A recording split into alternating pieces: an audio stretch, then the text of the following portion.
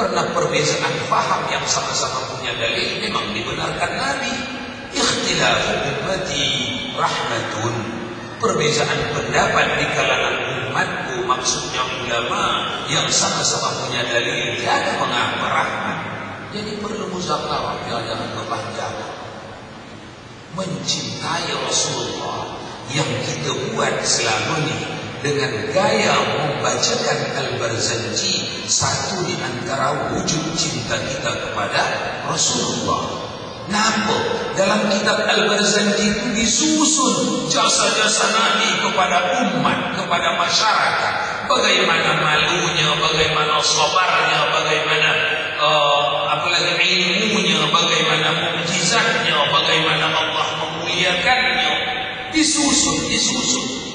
Sehingga bila kita bacakan, apalagi dibacakan juga terjemahannya, akan ingat umat, dia bukanlah manusia biasa. Sedang lahir saja pun Nabi, tengok atas penghormatan Allah sama dia. Lahir di hari kelahirannya saja pun Allah memutuskan delegasi langit. Dari langit diutus dua ibu, dua wanita. Wanita ini bila diperhatikan masa hidup mereka dahulu di dunia, mereka orang-orang papan atas keimanan. Siapa itu? Waktu Nabi lahir pada hari Isnin, tanggal 12 Rabiul Awal tahun 571 Hijriah, Allah kirimkan Asia dan Maryam sebagai tamu kehormatan, kemuliaan untuk bertahniah kepada kelahiran Rasulullah sallallahu alaihi wasallam. Yang itu dicatatkan Nabi nanti setelah Nabi jadi Rasul. Datang si penyusun Al-Barzanji, maka dicatatkanlah hadara ummahu lailata maulidihi Asiyah wa Maryam. Hadir di saat kelahiran Rasul Muhammad sallallahu alaihi wasallam, atas perintah Allah hadir dua orang wanita di rumah Nabi. Masa itu Aminah bingung, dua orang ni apa tak pernah saya kenal ni. Tanya pada tetangga, awak kenal yang dua orang ni? Tak kenal. Semua jadi desas-desus, bisik-bisik. Akhirnya ditanyakan, maaf ya ibu-ibu ya, awak berdua ni dari kampung mana ya? Mereka menjawab, kami dari langit, utusan Allah. Yang saya ni Asia, yang sahabat saya ni Maryam. Asia mana? Asia istri Fir'aun dulu. Fir'aun yang 1500 tahun lalu. Ya, itulah dia. Itulah suami saya. Yang awak ni Maryam. Maryam mana? Maryam yang 2600 tahun yang lalu tu ibunya Nabi Isa. Wanita terhormat di langit hari ini dari barisan umat nabi-nabi selain umat Muhammad sallallahu alaihi wasallam. Asia dan Maryam dikirimkan Allah menunjukkan perlu dimuliakan kelahiran Nabi, perlu dibesarkan, diagungkan. Kaum ahli sunnah wal jamaah mengkiaskan perintah Allah menyuruh mereka turun menghormati kelahiran Nabi, dikiaskan dengan kita pun. Setiap teringat kita hari, tanggal, bulan, tahun kelahiran Nabi, kita pun berusaha membesarkan, memuliakan. Baik, kembali kita ke pangkal makna al-hubbu lillahi ta'ala, arti mencintai Allah subhanahu wa ta'ala. Sebelum dilanjut, apabila ada soalan dipersilakan. Nanti takut habis masa, tak sempat. Ada soalan? Waalaikumsalam. Sebelumnya saya mohon maaf Ustaz. Kemarin kita membicarakan pelajar, kemudian ikhlas dan redha. Kemudian bagaimana kita mengamalkan? Kemarin kita sudah belajar pelajar ikhlas, kemudian ridha, kemudian sekarang cinta.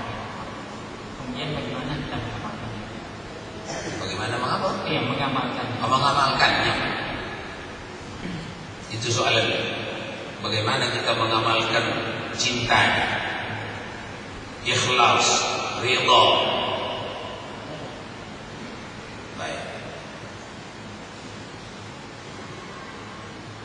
Bagaimana kita mengamalkannya? Ini panjang ini jawabannya. La yukallifullahu nafsan illa wus'aha, laha ma kasabat wa 'alaiha ma kasabat. Dari sepanjang yang kita uraikan itu, yang ditulis para ulama di kitab-kitab mereka, kita telah uraikan semampu kita. Mana yang mampu mengamalkannya, ambillah, menapaklah, jalanlah. Jalan setiap kita tak dapat sama, kemampuan setiap kita tidak dapat sama. Tapi paling tidak jangan meninggalkan berjalan lambat-lambat lantaran tidak mampu meninggalkan, lantaran tidak mampu melakukan berjalan cepat-cepat. Orang yang lain boleh jalan cepat, sila jalan cepat lagi elok. Kita tak mampu cepat, lambat-lambat tak mampu. Jalan lambat pun tak dapat, merangkak rangkak jadilah. Asal jangan tak berjalan. Ridha misalnya yang kita dah kaji dulu, dapat kita ingatkan simpulannya ya Pak Abdus Salam.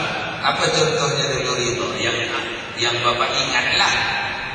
Jangan panjang-panjang sangat simpulan-simpulan apa?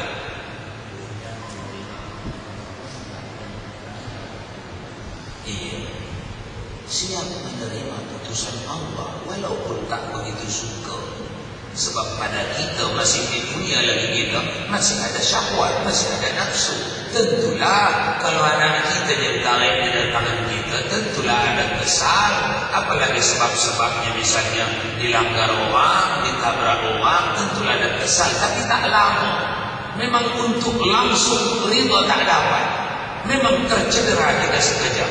Tapi lantaran kita dah berilmu, tak lama. Sekejap mungkin sejam, 2 jam, kita dah mampu mengobati. Ialah pula, walau saya pun tak terima, walau saya tak suka kejadian ini, tapi Allah dah tulis. Tulisan Allah semuanya di belakangnya mengandung kebajikan pada saya.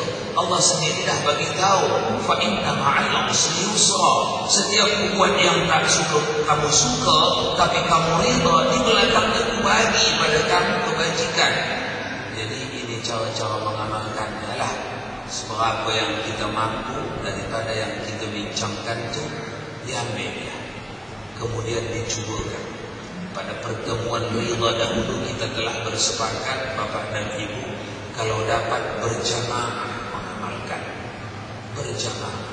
Cara berjamaah itu macam mana? Pulang kita dari majlis pengajian harus mengumpul orang lagi tau.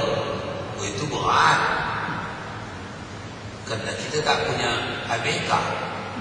Jadi cara macam mana lah? Paling tidak keluarga menjelang makan, selepas makan, anak-anak ada, panggil, ajak bincang 5 minit, 4 minit, cakapkan. Anak-anakku sekalian, awak semua sibuk-sibuk, pagi-pagi dah pergi belajar. Ingat, lepas makan malam jangan pergi mana-mana, 3 minit saja. Ayah nak cakap ni. Ambil masuk, cakapkan. Ini makna berjamaah sesikit-sikitnya lah. Begitulah besok Allah menuntut kita di akhirat. Sebab kita tak punya orang banyak, tak punya adik banyak. Tapi orang yang punya anggota banyak mungkin tidaklah begitu kemampuan dia. Pak Keping, ada Pak Keping, Pak RT, Pak RT dia misalnya, atau Pak Camat lah. Pak Camat lagi banyak anggota dia. Pak Camat dia misalnya, banyak anggota dia. Tentu dia boleh cakap kepada lebih banyak